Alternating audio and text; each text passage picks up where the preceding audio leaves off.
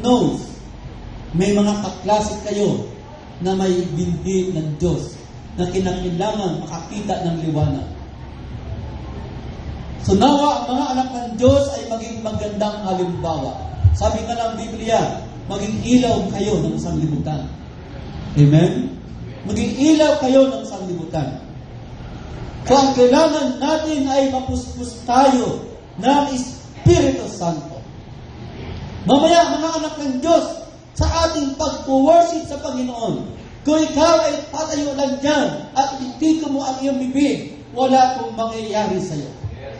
Pero church, kung ikaw ay tataas ang kamay at magpapasimula ka na maghingi ng kabag sa Diyos, ng tawad sa Diyos, sa mga kasalanan na iyong nagawa, at hingin mo ang kaloob ng Panginoon, titiyakin ko, ang taus-puso mong pagbibig sa Kanya ay mayroon mong gantimpalang gagawin ng Diyos sa ating pagkakas.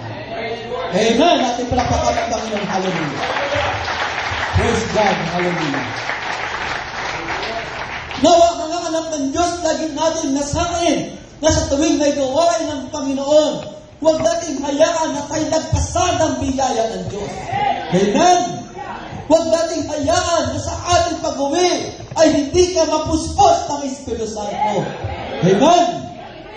Na sa ating pagdalo sa gawain ng Diyos, ito ay once a week lang. Huwag mo hayaan na minsan na lang sa isang linggo, dadalo ka, wala kang pagpuspos ng Panginoon mangyayari sa iyo. Amen? Hingin mo sa Diyos na ang biyaya niya ay sumagana. Bumuhos ng libos sa ating kalagitnaan. Mga kapatid, kung sa ating mga tahanan ay ma-exercise natin ang tamang uri ng panalangin, ang makalangit na pananalangin. Seek ye first the kingdom of God in all His righteousness. And all these things shall be added unto you. Ang tamang panalangin, mga kapatid, ay pinakita ng Panginoon sa Matthew chapter 6, yung prayer in the Spirit, yung spiritual na mga panalangin.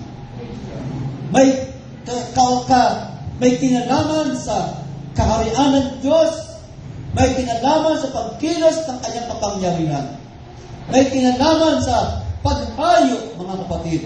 Ating buksan ang Ephesians chapter 6, verse 18. Ito ang isang sa maliwanag ng karugtong ng Matthew chapter 6, mga kapatid. Verse 18 ng Ephesians chapter 6. Na magsipanalangin kayo sa Espiritu. Ito ang ibig sabihin ng Panginoon sa Matthew chapter 6. Magsipanalangin kayo sa Espiritu ng lahat ng panalangin at daing sa buong panahon at mangakpuyat sa buong katiyagaan at daing na patungkol sa lahat ng mga banal. Mga kabataan, gaano kayo kasipag sa paggawa ng assignment? Masigit dapat kayo masipag sa Diyos. Amen?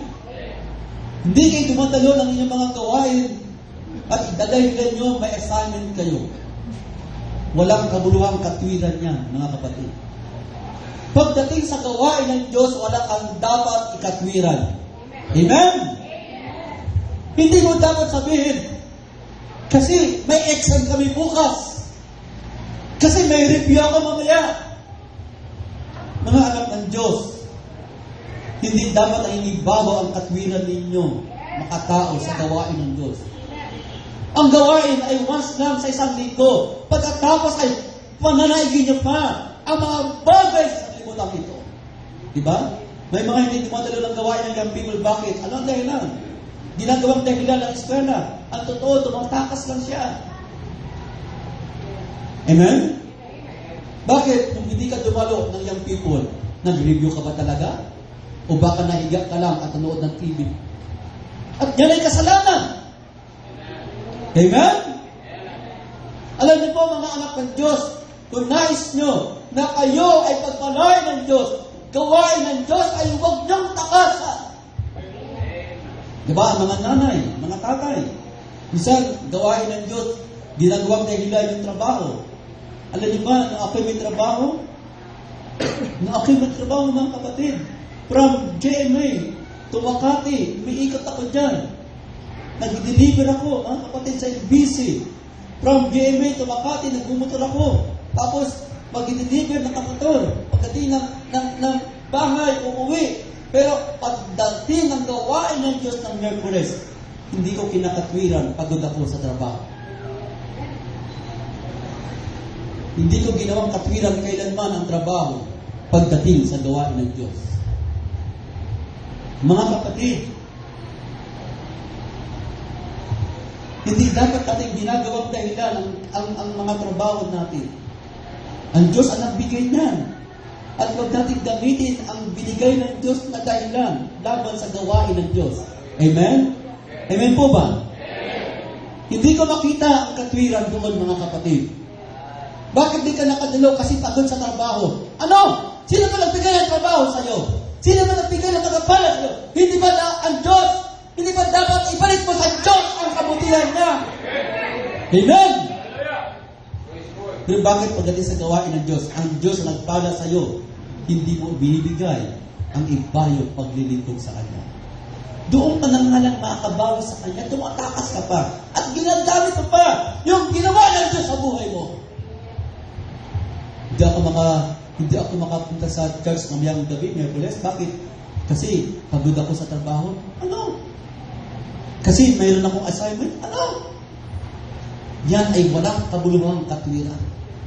Ang nais ng Diyos, ang katwiran mo ay ang katwiran ng Panginoon. Amen? Ang nais niya ay ang katwiran ng Panginoon, mga kapatid. Ang maging katwiran mo. Kung nais niyo pong ibuhos ng Diyos ang biyayang sagana, seek ye first the kingdom of God. Amen? Seek ye first the kingdom of God and all His righteousness. Yung katwiran niya ang maging katwiran natin. Oh, Brad, mukhang pagod ka na, mag-ibis ka pa. Galing ka na sa trabaho, sa kapupunta, sa gawain ng Diyos. Hindi ba mga anak ng Diyos, nagtatanggol tayo ng gawain ng Panginoon? Amen? Ito po ang isa sa kulang sa atin. Bakit ang biyaya ng Diyos ay pigil sa ating kalagitnaan? Ang Diyos ay nagpapala, at papaano ang Diyos nagpapala kung tayo mismo ay mananalaksang ng Kanyang kalooban. Amen? Amen po ba? Kung kaya natin gawa ng paraan ang trabaho, ginagawa natin lahat ng paraan para maging kalugod-lugod tayo sa ating mga amo, masigit dapat gawin natin ang lahat ng paraan para maging kalugod-lugod tayo sa ating dakilang Diyos na makapangyarihan. Amen! Na nagbigay sa atin ng kalakasan, na nagbigay ng kayamanan, na nagbigay ng kalusugan, na nagbigay ng kaligtasan. Amen? Sabi ng Panginoon, lahat ng bagay sa lupa ay akin. Ano ang ibibigay mo sa akin? Buhay mo, kapatid, ay mahalaga sa Diyos. Amen? Sabi ng Hebrews chapter 10, verse 25, huwag natin pabayaan ang araw ng pagtitipon. Mga anak ng Diyos, twice lang a week ang ating pagtitipon, pinapabayaan pa natin. Paano kaya kung araw-araw tayo may pagtitipon? Di ba? Paano ba kaya kung araw-araw tayo may pagtitipon? Huwag nawa, mga anak ng Diyos, na maging ganoon. Kung nais nyo ang isang masaganang paggawa ng Diyos, huwag pabayaan ang gawain ng Panginoon. Huwag gawing dahilan ang gawain ng Diyos, ang mga bagay-bagay sa buhay natin para matakasan. Mga anak ng Diyos, kung ang ating katwiran ay maging katwiran natin, ang katwiran niya, o pagpapalain ka ng Panginoon. Amen? Pagpapalain ka ng Diyos. Mga anak ng Diyos, isa ito sa mga kakulangan natin. Bakit pigil ang pagbuhos ng pagpapala ng Diyos? Bakit hindi niya mapuspos ng lubos ang mga anak niya? Nasa atin din ang mga kadahilanan. Bakit napipigilan ang kanyang pagpupuspos sa ating kalagitnaan? Maaring isa sa mga dahilan pa ay kakulangan na ng pananalangin sa ating mga tahanan. Alam niyo po, mga anak ng Diyos, minsan, para lang masabing hindi tayo nanalangin.